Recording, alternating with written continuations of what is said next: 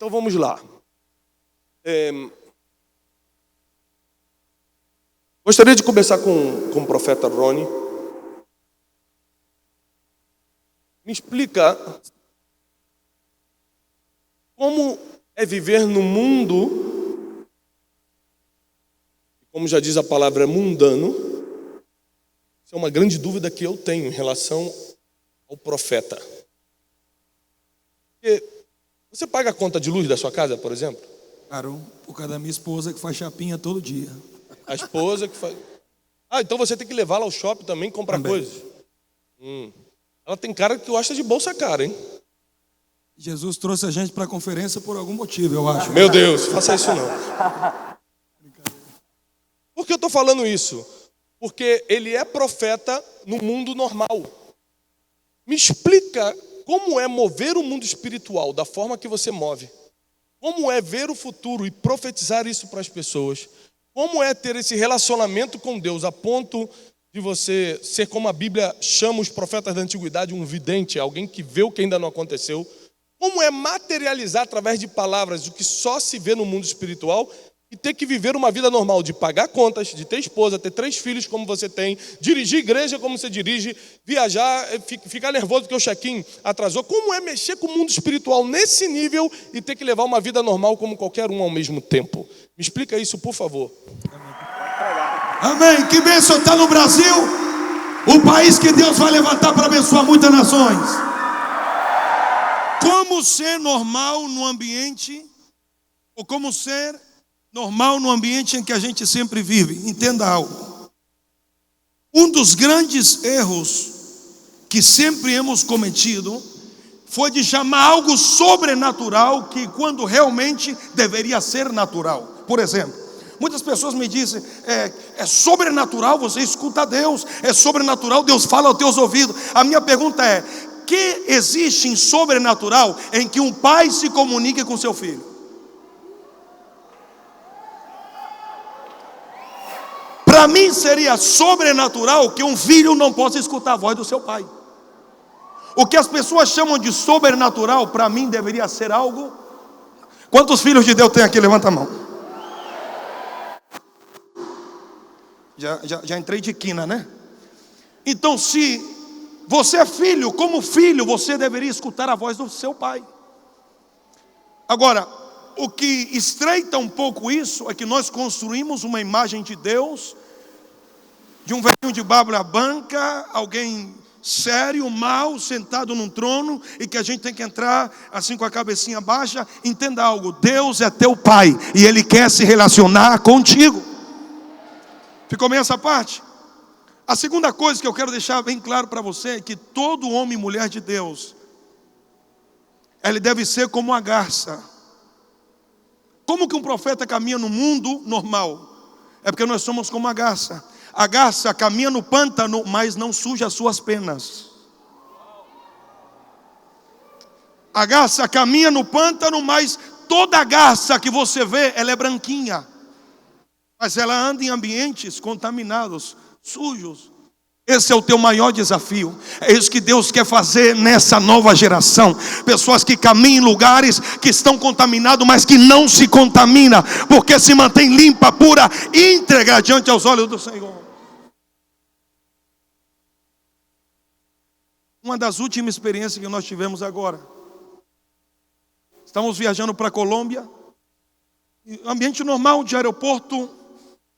É algo disso, nós vamos falar aqui também, ambiente normal de aeroporto, vamos entrar, e a mulher do check-in falou, olha, infelizmente o voo de ontem cancelou, então jogamos todo mundo para cá, para esse voo, e está tudo cheio, está tudo saturado, inclusive a classe que você ia viajar também está cheia, não tem forma de vocês viajar da forma que vocês iam viajar antes. Ok. Então colocou, me deu assento 16E, 16F. Quando eu estou entrando naquela página que leva até o avião, Deus falou comigo, o seu assento mudou, é 4E e 4F. Mas eu falei, não, está aqui, é 16. Mas Deus falou comigo, é 4. E eu vi o papel, é 16. Mas Deus falou comigo, é 4. Mas lá na maquininha saiu 16. Ok, eu entrei. Falei com minha esposa, o nosso assento é 4E e 4F. Quando eu cheguei na 4E, eu tinha um cara sentado, eu falei, levanta, esse é meu lugar. Ela falou: o que você está fazendo? Eu falei: eu ouvi muito claro a voz de Deus. Ele está no lugar errado, esse é meu lugar. Aí ele se levantou, foi para a aeromoça e disse: olha, esse assento meu é 4E, mas ele disse que é o dele. E o meu era 16, é? Mas quando é Deus que te fala, não interessa quem diz o contrário. Quando é Deus que fala, é Deus que falou e pronto. Segura a pedra aí, não joga agora não. Minha esposa foi para o fundo. Eu liguei: o que você está fazendo atrás? Vem para cá. Ela falou: você está doido? Eu falei: não, estou sendo profeta. No ambiente normal. Vem para cá. Eu falei: não, você vem para cá. Aí o cara: e aqui é da minha esposa. Aí foi, e olha a lista daqui, olha ali. Ninguém me perguntava qual era o meu assento. E eu sabia, 16 é. E olha para aqui, olha para lá, anda para aqui, anda para lá. Aquele alvoroço dentro do avião. Eles perguntando: quer suco? Quero. Quer água? Quero. Quer isso? Quero. Me dá tudo aqui. Falei: aceita. Ela: não quero nada, eu quero estar em paz. Vamos lá para trás. Eu falei: não, é aqui. Fecharam a porta do avião, todo mundo sentou. Ela falou: meu amor, e se a gente estiver ocupando o lugar de alguém? Eu falei: se Deus falou, é assim. Eu falei: qual é o nome da pessoa que está no assento 4E? Ela falou: é o senhor Rony Oliveira. Eu falei: muito obrigado. E qual assento que está do lado? Ela falou: é da sua esposa. Muito obrigado. O que eu quero dizer é que você não precisa ouvir a voz de Deus só dentro de um templo de 4 paredes. Você pode ouvir a Deus dentro do seu carro, na sua casa, na cozinha, no aeroporto. Aonde quer que você se encontre, Deus, Ele quer falar contigo. Se prepara, porque Deus vai te buscar em ambiente menos insólito, onde você menos imagina. Deus, Ele vai arrancar você. Você vai sentir a Deus, bendito seja o nome, no campo de futebol, se você tiver, saindo do trabalho, se você tiver. Se prepare, porque Deus, como Pai, está buscando os seus filhos para falar, e eu creio que essa conferência se trata disso.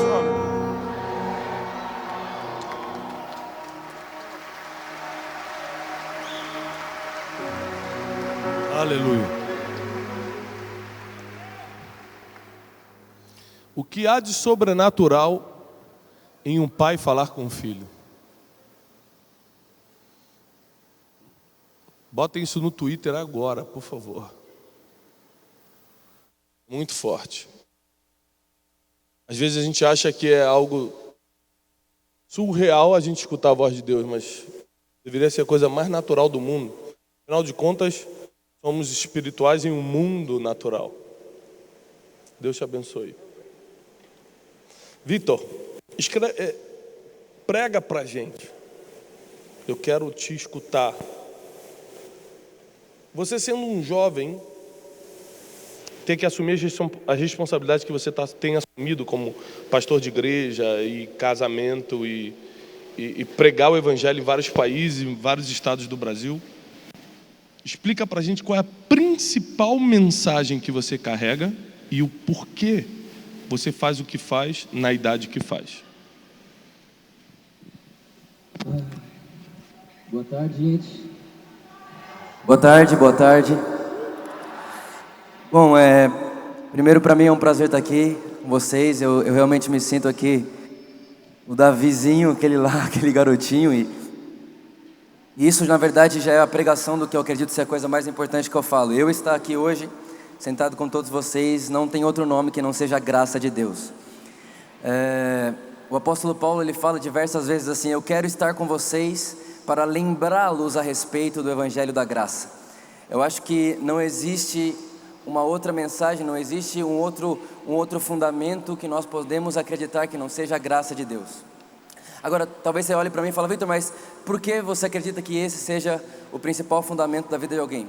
1 João, no capítulo 4, se você ler 1 João capítulo 4, é um dos meus capítulos favoritos da Bíblia, e ele vai dizer assim: nós só amamos porque primeiro Ele nos amou. Então vamos lá, João diz para mim e para você que nós só o amamos porque primeiro nós fomos amados. Qual que para mim é um dos maiores problemas hoje? É que as pessoas querem amar a Deus sem entender que são amadas por Ele primeiro. Quando a maior verdade da vida é que é natural para alguém amar a Deus depois que entendeu o tanto que Deus ama Ele. O seu amor por Deus é fruto natural do amor de Deus por você. Então hoje você pode ver que tem muita gente frustrada na igreja, principalmente jovem, porque está tentando amar a Deus com a sua própria força. Então ele tenta amar a Deus olhando para ele mesmo. Ele tenta amar a Deus enquanto ele ouviu alguém falando sobre algumas coisas morais, e agora ele precisa aprender a viver de forma moral, porque alguém que vive de forma moral é quem a igreja diz que ama a Deus. E aí ele se vê decepcionado com ele o tempo inteiro. Por quê? Porque ele sempre está fazendo o que ele não quer fazer, e ele nunca consegue fazer o que ele quer fazer. Mas aí existe um ponto, que para mim é o ponto onde todas as coisas mudam. É o que o apóstolo João diz em 1 João no capítulo 4. Ele olha para mim e para você e fala assim: olha, nisso consiste o amor, não em que nós tenhamos amado a Deus, mas em que Ele nos amou e enviou seu Filho como propiciação pelos nossos pecados. Ou seja, deixa eu dizer uma coisa para você: o Evangelho não sai do homem para Deus. O Evangelho não é sobre o amor do homem por Deus. O Evangelho é o respeito do amor de Deus pelo homem. O Evangelho é o respeito das boas notícias de Deus para o homem. Agora pensa, um dia o apóstolo Pedro chegou em Jesus e falou: Jesus, se alguém quiser te matar, vai ter que me matar primeiro. O apóstolo Pedro chegou em Jesus e falou: Jesus, se alguém quiser te prender, vai ter que me prender primeiro, porque eu vou te proteger. Aí Jesus olhou para ele e falou assim: Pedro, Pedro, Pedro, você vai me trair, cara. Foi ou não foi, gente? Foi ou não foi? Tem alguém aí? Pedro, você vai me trair. O que é que Jesus estava querendo dizer para Pedro? Jesus estava dizendo para Pedro o seguinte: Pedro, deixa eu dizer uma coisa para você. O Evangelho não é sobre você morrer por mim. O Evangelho não é sobre o seu amor por mim. O Evangelho não é sobre você para mim, Pedro. O Evangelho é de mim para você. O Evangelho sai de mim para você. Agora, você pode reparar, Jesus, ele pregava para uma multidão, sim ou não? Ele pregava para milhares de pessoas, não pregava, gente? Sim, mas quantos daquela multidão sentavam na mesa com ele? 12. Dos 12 que sentavam na mesa com ele, quantos Jesus levava para orar? Dos 3 que Jesus levou para orar, quantos estavam na cruz com ele? Quem era esse? João. Agora, o que me encanta na vida de João é que quando João vai escrever a história de Jesus, o Evangelho segundo escreveu João, ele se deu um apelido.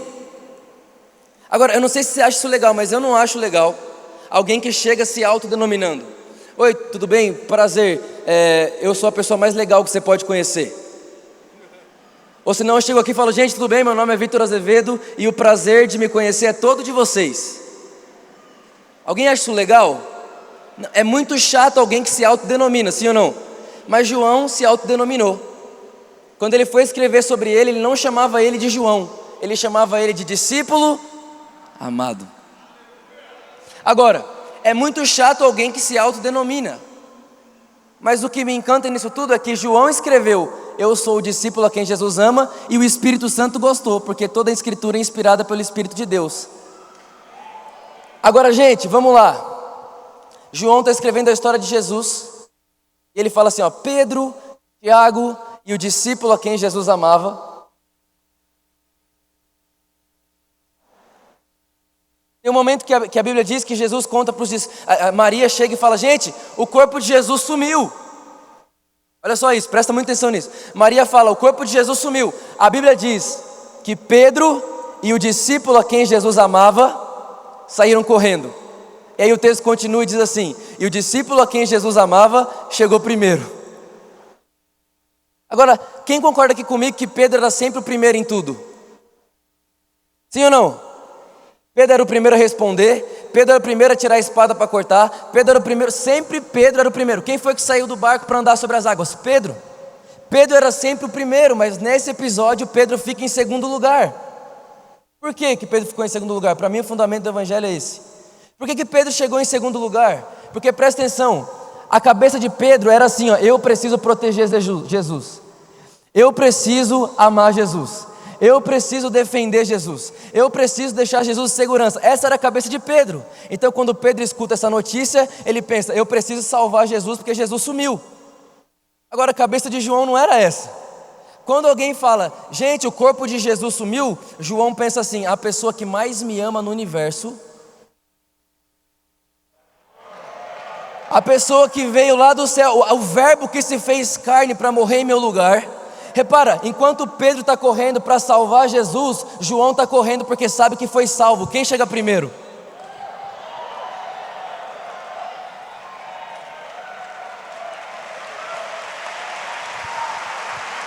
Agora, para a gente terminar, João foi o único que não abandonou Jesus. Foi ou não foi? João foi o único que não abandonou Jesus. Você concorda comigo que ele poderia ter escrito assim, ó: Pedro e o único discípulo que não abandonou Jesus saiu correndo? Podia ou não? Ele poderia escrever: Pedro e o único que não abandonou Jesus no pior momento da vida dele. Podia ou não? Podia, mas não foi isso que ele fez.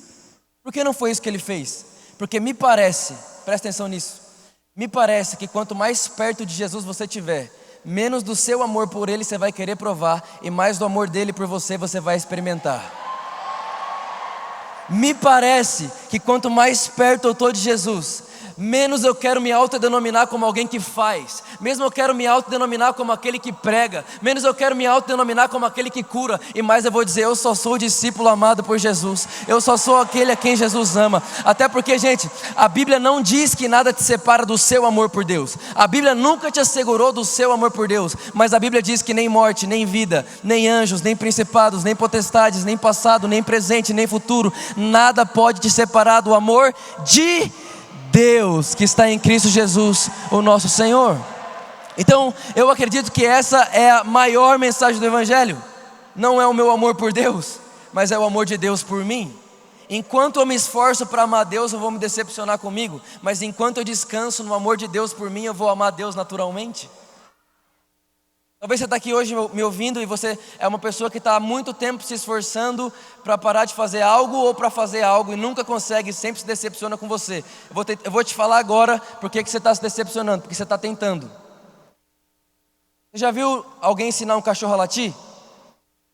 Fala: cachorro, late, au! Já viu alguém chegar num gato e falar assim: gato, você precisa miar? Já viu alguém chegar no peixe e falar: peixe, você precisa nadar? Não. Por que é que a gente quer aprender o que era para ser natural de quem nasceu do Espírito Santo? Então repara que a igreja, quando ela quer aprender o que era para ser natural, é porque ela não recebeu a nova natureza. E a nova natureza vem quando eu entendo que não existe ninguém no mundo mais amado do que eu. Eu sou amado por Deus, Deus me ama demais. E Vitor, prova isso para mim. A Bíblia diz que Deus amou tanto o mundo que Ele enviou o seu único Filho, para que todo aquele que nele crê não pereça, mas tenha vida eterna. Eu tenho certeza absoluta que Deus me ama demais, e a minha segurança é essa. A minha segurança não é que o Vitor faz tudo certo, mas é que Jesus fez tudo certo. A minha segurança não é que o Vitor nunca traiu Deus, mas é que Deus nunca me traiu. A segurança do Vitor não está que o Vitor tem 23 anos e prega no Brasil, e prega os estados, e prega nas nações. Não, eu não sou isso. Você quer saber quem eu sou? Eu sou o discípulo a quem Jesus ama. E se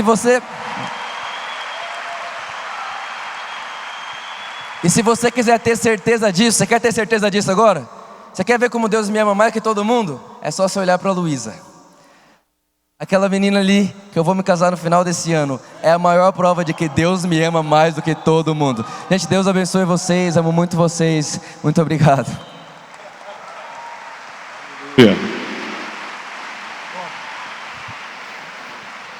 Luísa fez muitas meninas chorarem, mas Deus é bom. Só as irmãs riram. Pastor Jackson, como eu falei,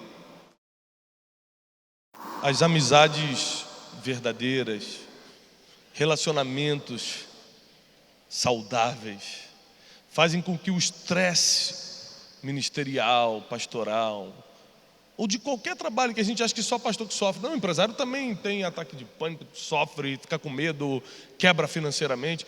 Qualquer posição de muita responsabilidade, e no caso pastoral é maior, porque a gente ainda tem a responsabilidade espiritual, além da financeira, emocional, física. Me explica um pouco de como a gente pode... Eu, por exemplo, eu tive... quem já leu meus livros sabe que em 2008 para 2009 eu tive pânico e depressão. Mas sério, daqueles de não poder sair de casa e enlouquecer. O que me salvou? Oração. ajuda profissional que eu procurei, mas meus amigos. Eu me cerquei de pessoas que me amavam, rapidamente eu consegui sair disso. Explica um pouco para a gente sobre isso, prega um pouco para a gente sobre isso, sobre, na sua concepção, quais são as principais coisas que nós, que queremos viver a igreja do futuro, queremos construir o futuro da igreja, queremos fazer algo para Deus, como é que a gente pode se blindar através das amizades ou de qualquer outro caminho que você veja desses ataques e desgastes emocionais, físicos, espirituais, etc. Boa tarde a todos. Boa tarde a todos. Você poderia dizer para alguém que está do seu lado assim, ó, eu estou impressionado em relação ao seu futuro? Você poderia dizer para ele ou não? Não, fala mais alto assim, para ele entender. Diga, eu estou impressionado. 7 de setembro, 3 horas da tarde, você num ginásio de esporte, ouvindo instrução que vai mudar o seu destino. Eu preciso de 3 que acredite que o seu destino está sendo alterado.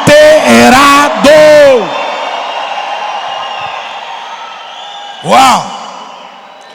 Bom, antes de mais nada, pastor Tiago, que bom estar aqui com você, com todos.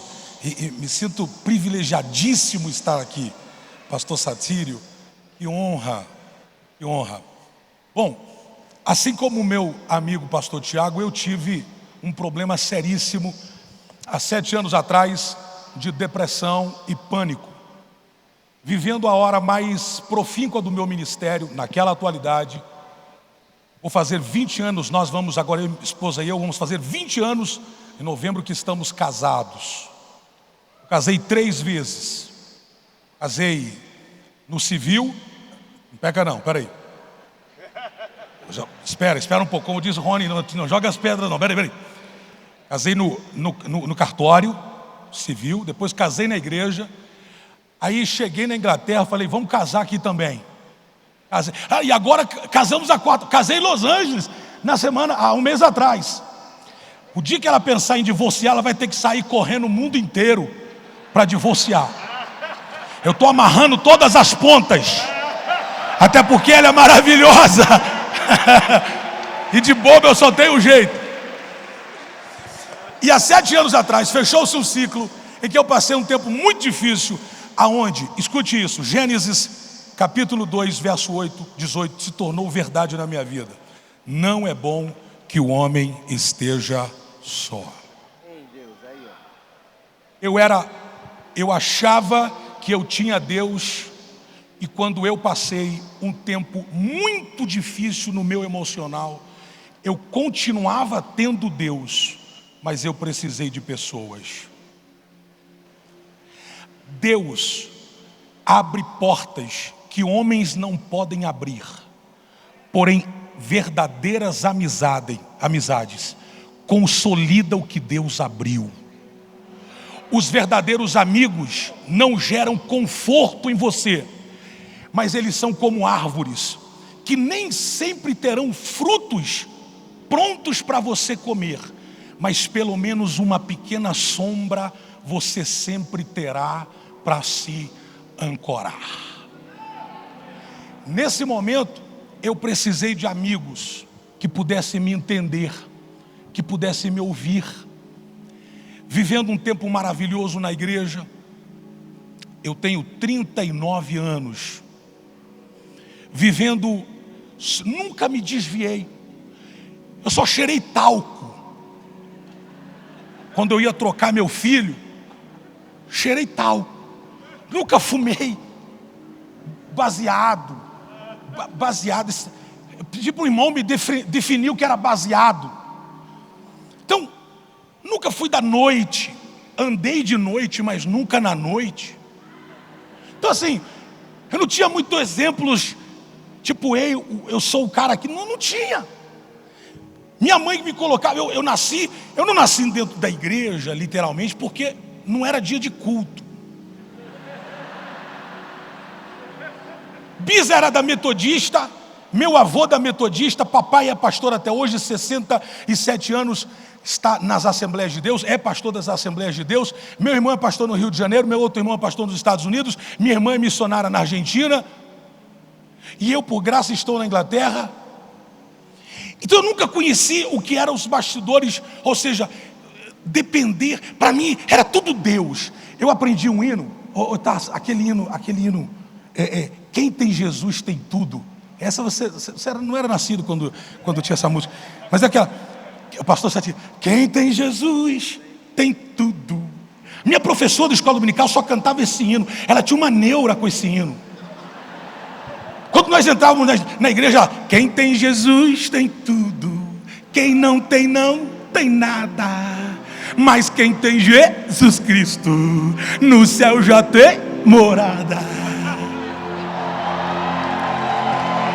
Eu cresci bitolado nesse sistema de que eu precisava só de Deus. Eu preciso falar em línguas, eu preciso rodar, eu preciso estar no manto, eu preciso estar no fogo, eu preciso de Deus, eu preciso de Deus, eu preciso de Deus. Mas quando eu passei por depressão, Deus estava comigo, mas eu precisava das pessoas. Deus andava com Adão. Deus, não é um Zé ninguém falando, é Deus. Andava com o cara no jardim. Qualquer um de nós arrepiava sem ter gripe. Eu estou contigo. É o que eu precisava.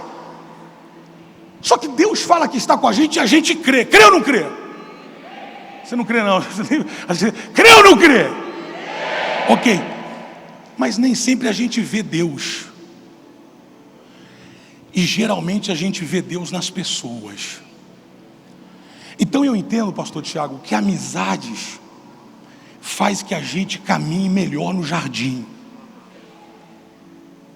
Que mesmo tendo Deus no jardim, a gente precisa de amigos. O cara vai ser hospitalizado, você fala assim para ele, Deus te abençoe, mas tem que ter um filho de Deus para levantar a cama do cara. Você pegou? Ou seja, eu posso dizer, Deus te dê saúde, legal, super espiritual, mas eu preciso de alguém que levante a cama. Eu preciso de alguém que dê comidinha na boca. A gente precisa de gente. E foi no momento mais difícil da minha vida que eu entendi que amizades verdadeiras não serão muitas, mas sempre o suficiente. Vire para esse cara que está do seu lado, essa pessoa que está do seu lado, pode ser que Deus está colocando ele como um amigo da sua jornada, e diga para ele, se acostume comigo, porque eu preciso de você. Fala para ele aí, vai. Se o hálito ajudar, fala alto. Diga, se acostume comigo, meu chapa. Alguém faça barulho nessa tarde aqui.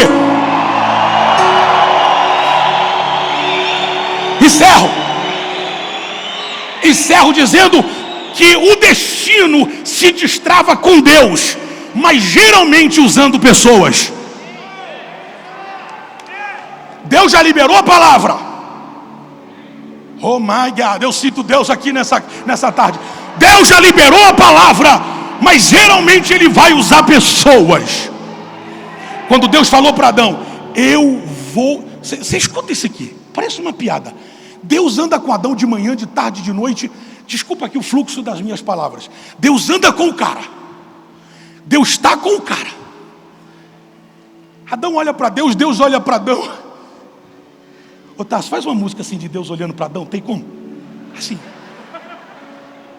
Isso, Tassi, me ajuda, sobe um pouquinho mais. Adão olhando para Deus. Fui eu que te fiz. Fui eu que te formei. Foi eu que te estruturei, foi eu que te embasei, foi eu que te formei, foi eu que te criei. Mas serão as pessoas que te desafiarão. Serão seus amigos que vão te expor a decisões.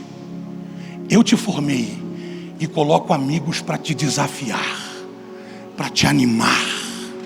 Por isso Deus disse para Adão, ele anda sozinho. Ô gente, qualquer espiritual vai dizer que Deus estava falando coisa que não devia. Ô Deus, se o Senhor está com ele, como é que esse cara está sozinho? Se a minha professora dizia, quem tem Jesus tem tudo. Eu entrei numa noia, porque eu achava que eu só precisava de Deus. Eu só precisava de Deus, uma Bíblia debaixo do braço e Deus. E eu não estou dizendo que você não precisa de Deus. Inclusive, deixe ressaltar, sem Deus a gente não presta. Mas o próprio Deus está dizendo, não é bom que você fique sozinho. Eu estou preparando as melhores conexões para colocar do seu lado. Por isso, Tiago, obrigado pela sua amizade e obrigado porque vocês estão aqui hoje, aonde o seu futuro está sendo conectado com pessoas. Porque Deus está com você, mas você precisa de alguém. Deus abençoe.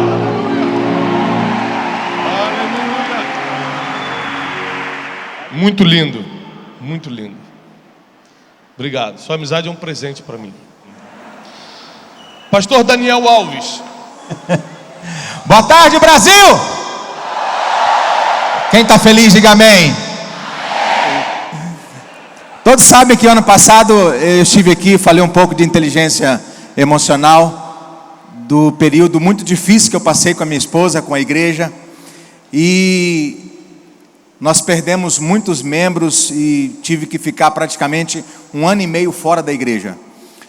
E nesse período todo eu descobri um versículo na Bíblia que muito impactou meu coração. Porque uma coisa é você ler o versículo, outra coisa é Deus te revelar ele. Jeremias 29:11, eu é que sei que pensamentos tenho a respeito de vós, diz o Senhor, pensamentos de paz e não de mal, para vos dar o fim que desejais. No meio daquela turbulência eu entendi algumas coisas importantes. Deus dá o destino, chegar lá é por conta minha e por conta sua. Deus nos dá a palavra, Deus nos dá uma visão, chegar a ela e cumpri-la é uma decisão pessoal minha e sua. E naquele momento eu comecei a entender e a perceber que não importa o que Deus pensa a meu respeito. Eu já vou te explicar isso. Deus sabia que Abraão era fiel, sim ou não? Sim. Mas Deus diz para ele, Abraão, pega teu filho, teu único filho Isaque, a quem tu amas, vai ao monte e oferece ele como sacrifício. Quando Abraão vai oferecer o menino, Deus fala assim, pare, não mate ele, porque agora eu sei que tu me amas e que você teme a Deus. Então o que Deus pensa, irmão, tem que se transformar em realidades através de comportamentos. As nossas atitudes, são as nossas decisões que farão a diferença, é que vai fazer com que você chegue ao seu destino final. E é isso que eu quero liberar sobre você nessa tarde. Não importa como você entrou aqui nessa noite, importa nessa tarde ou nesses dias ou nessa conferência, importa como você vai sair. Você vai sair daqui com uma visão clara, objetiva, para chegar ao seu futuro, ao seu destino. E eu profetizo e declaro que tudo aquilo que você tem sonhado em Deus vai se realizar em o nome de Jesus. Eu aprendi outra coisa muito importante, que as coisas velhas devem ser deixadas para trás. Quando Deus chama Josué, Ele diz para Josué assim, Josué, Moisés já morreu. Ou seja, aquilo que ficou para trás, já ficou. Eu percebi que no momento da dor, da luta, da tribulação, eu tinha que me levantar, eu tinha que olhar para frente, eu tinha que olhar para aquilo que Deus tinha para mim. Pastor, mas estava doendo? Estava difícil? Estava. Mas não importa o quanto você sofreu, não importa o que você passou, importa, meu irmão, que aquilo que ficou para trás, e eu declaro que Deus tem coisas novas na sua vida. Eu profetizo que um tempo novo de Deus vai vir sobre você. Ontem foi liberado que um manto novo está sobre a tua vida a partir desta conferência. Você vai viver um tempo novo de Deus na sua vida. Deixe as coisas velhas para trás. Eu tive que esquecer as pessoas que me abandonaram. Eu tive que esquecer as pessoas que, me acusaram. Eu tive que esquecer a dor. Eu tive que esquecer o sofrimento. Me levantar e caminhar naquilo que Deus tem para mim. Superação. Você precisa deixar a dor. do passado, ela não pode influenciar o seu presente e nem atrapalhar ou roubar o seu futuro. Não deixe isso. A dor é inevitável, mas o sofrimento é uma opção. Pastor? A terceira coisa que eu aprendi é que eu precisava mudar a minha mentalidade. E aqui está a coisa mais forte que eu quero te falar nessa tarde. Quantos aqui gostariam de ganhar um carro 0 km? Levante sua mão e diga glória a Deus. Por que você quer ganhar se Jesus disse que é melhor dar do que receber? Eu tive que mudar a minha mentalidade. Eu tive que mudar a minha mentalidade de geração de deserto para entrar numa mentalidade de geração de Canaã. Deixa eu dizer algo para você.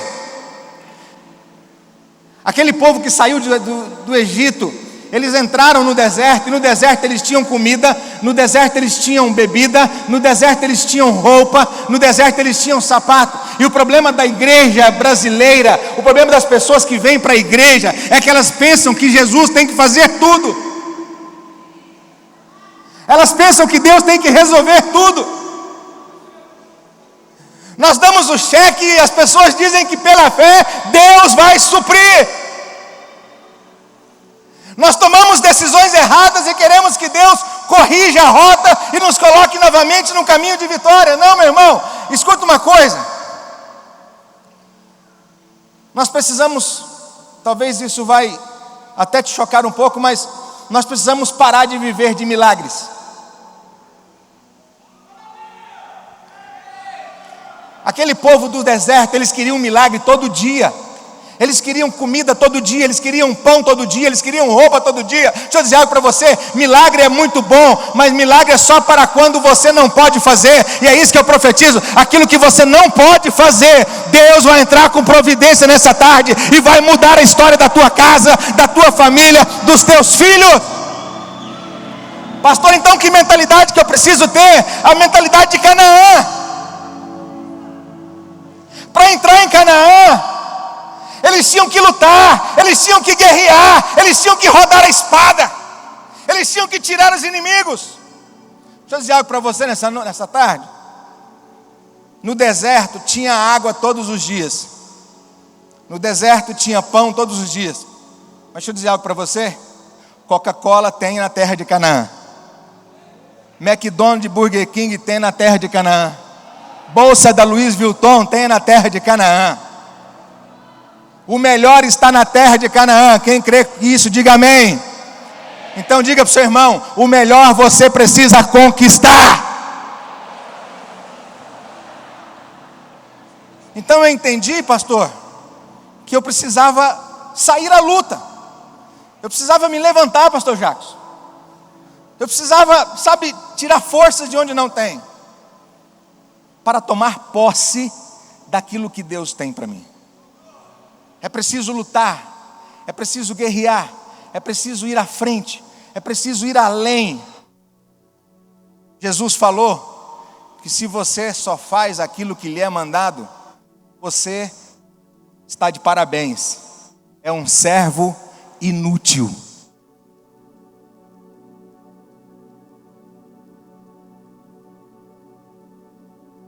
Escute, Deus vai levantar aqui uma geração que não quer só receber, e vai sair daqui para dar unção, para curar paralíticos, para curar enfermos, para anunciar a palavra, para se levantar das suas dores e dizer que Jesus continua salvando, curando, libertando e transformando.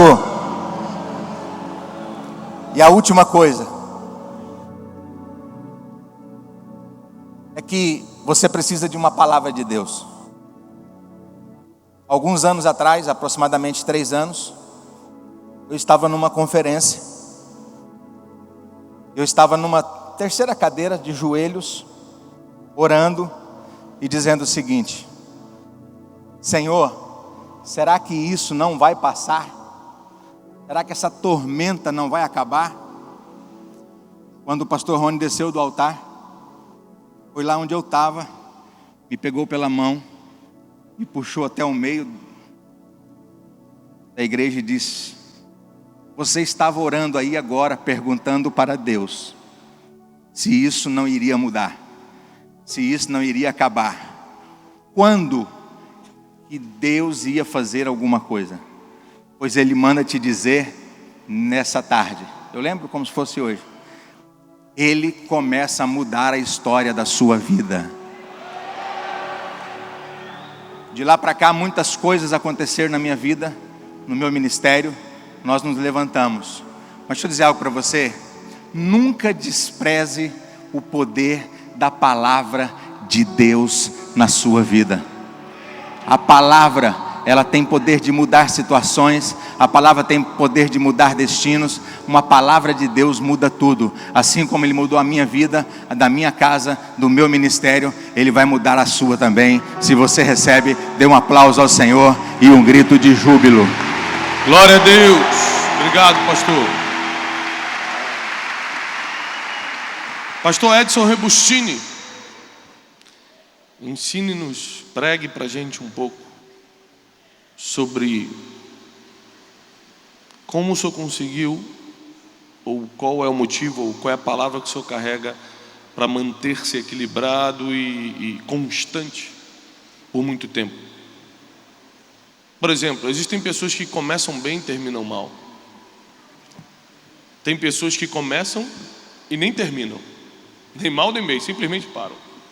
Existem pessoas que começam fazendo uma coisa, passam para outra, depois tem uma nova ideia, depois outra ideia, terceira ideia, e nunca nada se conclui na vida dessa pessoa. A constância é uma palavra bíblica que eu gosto muito, e isso eu admiro muito no Senhor. Então prega para a gente um pouco, ensine-nos a palavra que Deus colocou no seu coração. Boa tarde, queridos. Para quem não me conhece, sou pastor de uma igreja, e esta igreja nós começamos em 1987 numa casa com 6 pessoas, e em pouco tempo ela cresceu muito. Em 3 anos, em 1990, eu já era pastor há muitos anos, mas em 90 eu comecei a pregar pela televisão. A geração antiga muitas vezes me assistiu no Brasil inteiro, e nossa igreja crescendo, e eu viajando bastante, e alguns princípios, indo em conferências, e alguns princípios Deus colocou no meu coração, que como pastor era muito importante para a minha vida, e eu considero que seja para a tua vida também. Peguei o iPad porque eu tenho 6 coisas anotadas, vou tentar falar o mais rapidamente, em 10 minutos com vocês. Primeira coisa que eu preciso descobrir na minha vida é o porquê eu nasci. Qual é o propósito de Deus de eu estar aqui nesta terra? Cada um tem um propósito. Eu, por exemplo, eu sei que eu nasci para ser pastor. Antes de eu nascer, Deus já falou lá na barriga da minha mãe: você vai pregar o evangelho. Eu sei disso tudo aí. Então eu não me sinto confortável, eu não me sinto chamado, eu não me sinto para fazer qualquer outra coisa ou seguir qualquer outra profissão a não ser pregar o evangelho de Cristo. Você pode ter nascido para ser advogado, para ser médico. Como que eu descubro isto? É aquilo que dá prazer em levantar às segundas-feiras de manhã para trabalhar, e você levanta empolgado e não vê a hora de chegar aquele momento que te dá paixão, arde no teu coração. Isto deve ser o seu chamado para a tua vida, e é assim que eu me sinto, depois de quase 38 anos que eu sou pastor, eu me sinto extremamente abrasado e empolgado com o chamado de Deus para a minha vida, e pretendo ter mais 30 anos pela frente. Se você compra uma cafeteira, você espera que ela faça café. Se você compra uma máquina lava-roupa, você compra porque você precisa roupa lavada. Cada objeto tem um objetivo, tem um propósito, e eu preciso descobrir o meu propósito.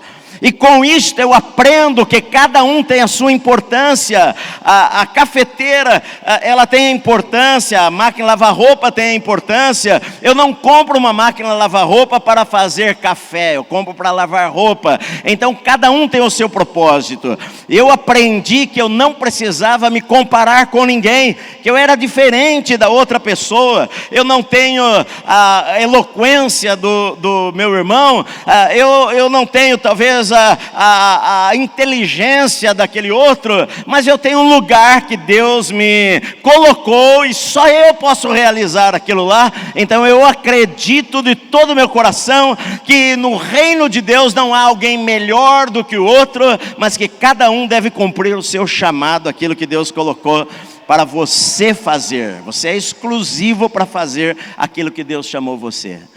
Segunda coisa que eu aprendi é que eu preciso entender a vida para continuar. Porque a vida, ela não é só montanha, muitas vezes ela é vale também. E no ministério é assim também. Tem dias que você vai rir, tem dias que você vai chorar. Mas o importante, meu querido, é que você vai continuar assim mesmo.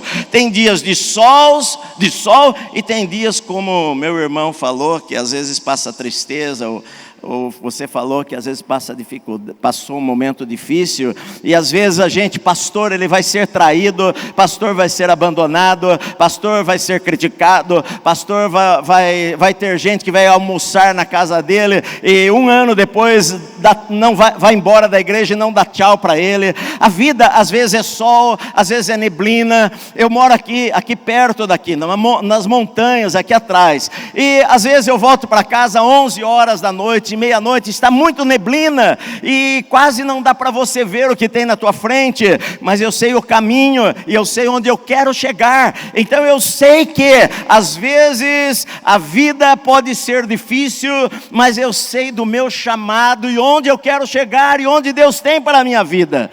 Então não importam as circunstâncias que me cercam, eu tenho um alvo à minha frente. Pode cair 1000 ao meu lado, 10.000 à minha direita ou à esquerda, pode mudar os tempos e as estações, pode vir a perseguição, pode acontecer o que for. Eu posso chorar alguns dias, eu posso rir, mas eu sei para onde eu estou caminhando. Isto é importante no ministério para nós sabermos.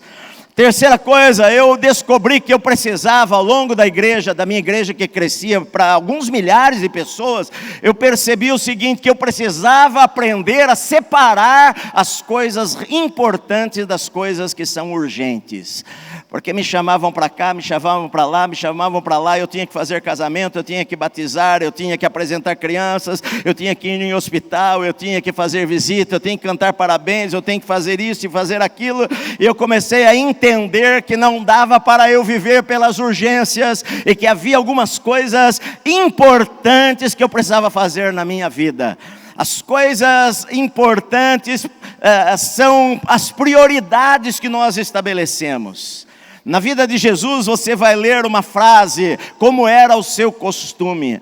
A Bíblia fala várias vezes de coisas que Jesus tinha o hábito, o costume de fazer. Ele tinha muitas emergências. A Bíblia fala que houve momentos que ele não tinha tempo para parar para comer com seus discípulos. Pessoas queriam tocá-lo por toda parte, mas as emergências da vida de Jesus nunca tiraram a prioridade daquilo que era importante. Por exemplo, a gente vê Jesus saindo do meio da multidão para orar.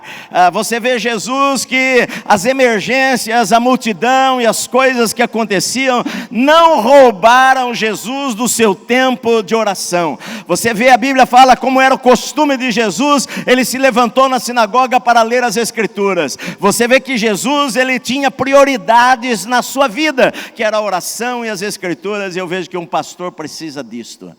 Porque às vezes o tempo faz de um pastor um administrador de igreja, faz de um pastor que ele faz tantas coisas e ele não faz aquilo que é o mais importante que a gente precisa fazer.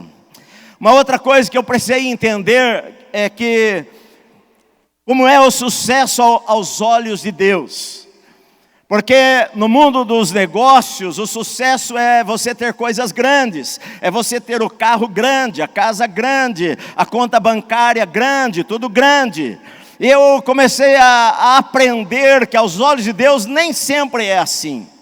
Eu acho importante, todos nós queremos crescer, todos nós queremos ser, você que é empresário quer que a sua empresa seja grande, o pastor quer que a sua igreja seja grande, mas eu comecei a aprender que isto não era o mais importante aos olhos de Deus. O mais importante aos olhos de Deus era eu estar no lugar que Deus tinha para a minha vida, isto que era o importante aos olhos de Deus.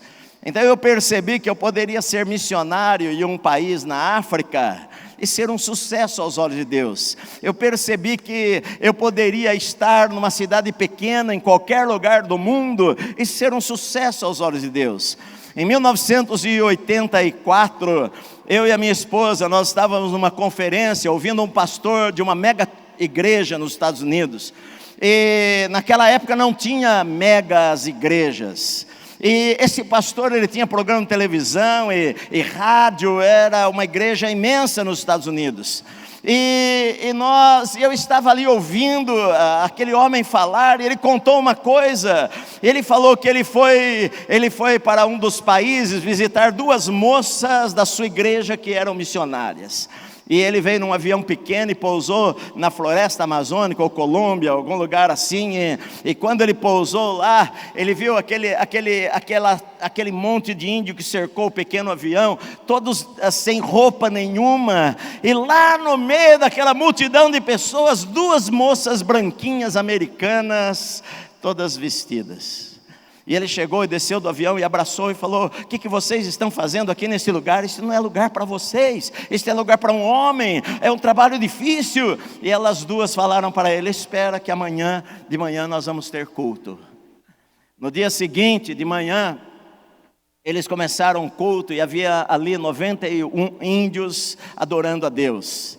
E então elas falaram para ele: olha, nós viemos para cá e nós estamos aqui e traduzimos o Evangelho de Marcos e aprendemos a língua e ensinamos esse pessoal a ler, e através do Evangelho de Marcos 91 pessoas se converteram ao Senhor e estão servindo a Deus aqui nesse lugar. Aos olhos de Deus, isso é sucesso, meu amado.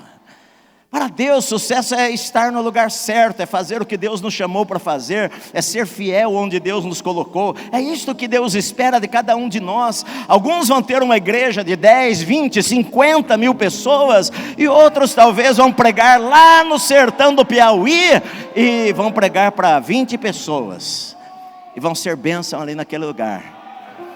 E Deus vai chegar para você, meu amado. Quando você morrer, Ele vai falar: bom e fiel servo, você foi fiel no pouco, sobre o muito eu vou colocar você. Então descubra o seu lugar, meu amado. Descubra o lugar que Deus tem para a sua vida. Porque sabe por que o lugar que Deus tem para a nossa vida é o melhor lugar do mundo? Eu sou do interior, eu sou caipira, ainda hoje, depois de 40 e tantos anos que eu moro em São Paulo, que eu vim fazer escola bíblica aqui, eu ainda tenho sotaque.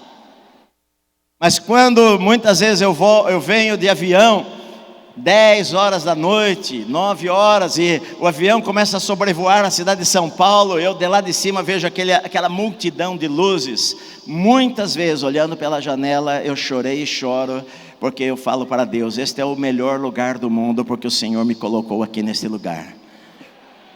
Descubra o seu lugar. E por último, tudo que não se renova morre. Blockbuster quebrou, era líder em aluguel de fita de vídeo.